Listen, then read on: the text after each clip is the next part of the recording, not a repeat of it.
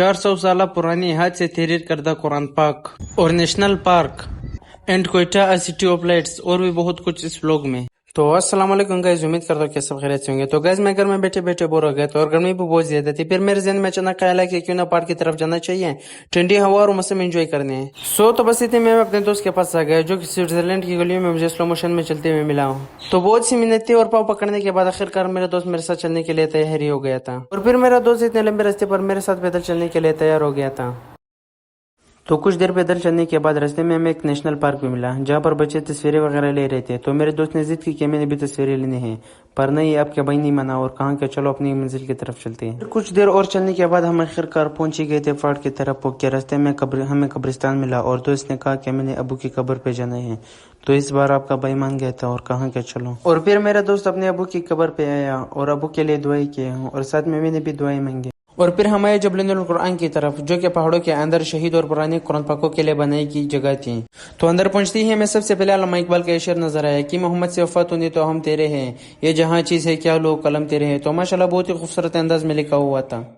تو علامہ اقبال کے خوبصورت سے شعر پڑھنے کے بعد میں آگے کی طرف گیا اور یہاں پر میں نے اپنے شوز نکالے ہیں، تو اور اندر داخل ہوتے ہی مجھے سائڈ پہ لکھا ہوا نظر آیا کہ یہاں پر بیٹھنا سخت منع ہے۔ تو خیر میں آگے کی طرف بڑھا اور پھر سامنے والی دیوار پہ مجھے لکھا ہوا نظر آیا کہ جبل القرآن میں ویڈیوز بنانا سخت منع ہے، ویڈیو بنانے والے کے خلاف قانونی کارروائی کی جائے گی۔ تو میں نے اپنے دوست کی طرف حیرانگی سے دیکھا اور کہا کہ یہ کیا سین ہو گیا، ہم تو آئے ہی ویڈیوز کے لیے ہیں۔ تو خیر یہاں پر آپ کا بھائی نہیں مانا اور ویڈیو بنانا جاری رکھا، اور پھر ہم تھوڑا سا اور آگے اور یہاں پر بہت سے پرانے قرآن پاک پڑے ہوئے تھے، اور حیرانگی کی بات تو یہ تھی کہ قرآن پاک ایسا لکھا ہوا تھا کہ کلمہ کتاب غالباً 300 سے 400 سالانہ پرانی ہاتھ کی تحریر کردہ دینی کتاب ہے، یعنی ہاتھ سے لکھی گئی کتاب ہے۔ تو یہاں پہ میں نے ماشاءاللہ پڑھتے ہوئے اپنے دوست کی طرف حیرانگی سے دیکھا اور کہا 300-400 سالانہ پرانی کتاب اور وہ بھی ہاتھ سے لکھی گئی، تو وہ بھی بہت ہی زیادہ حیران رہ گیا۔ تو پھر یہاں پر میں نے اپنے دوست سے کہا کہ یار چلو آگے کی طرف اور آگے دیکھتے کہ اور کیا کیا ہے، اور پھر میں نے یہاں پر ایک کمرے کے اندر دکھا کہ بوریاں پڑی ہوئی ہے اور بوریوں کے اندر شہید قرآن پاک اور صفحات پڑے ہوئے ہیں، اور پھر میں اور بھی آگے کی طرف گیا اور ایک سائڈ پہ خواتین کے لیے عبادت کی جگہ بنائی گئی تھی اور ایک سائڈ پہ مردوں کی عبادت کے لیے،